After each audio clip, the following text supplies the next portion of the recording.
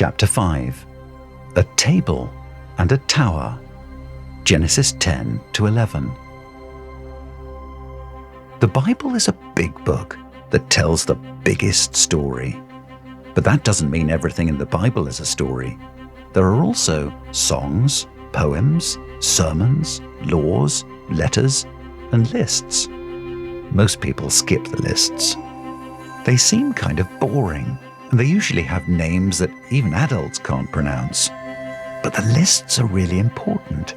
They tell us about families and where people came from, and how God can take care of everything and keep his promises. One of the first lists in the Bible is about Noah's 3 sons, Shem, Ham, and Japheth, and all the kids that came from them. There were 70 different clans and tribes that came from Noah. Sometimes this list is called the Table of Nations, not like a table for eating breakfast, but like a table full of facts and figures. It was God's way of saying, look at all these people in all these places. They all belong to me.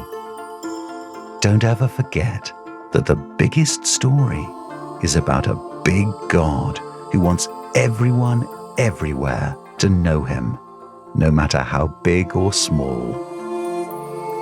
Unfortunately, people often want to be known more than they want to know God, which brings us from a table to a tower.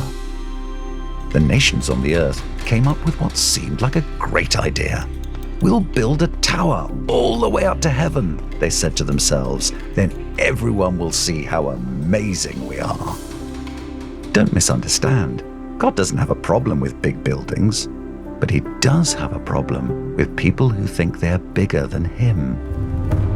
The nations wanted to be as impressive as God, but God wasn't impressed. In fact, their big building must not have been all that big, because God had to come down from heaven just to see it. The people who wanted to make a name for themselves ended up with a name all right, but it wasn't the name they wanted.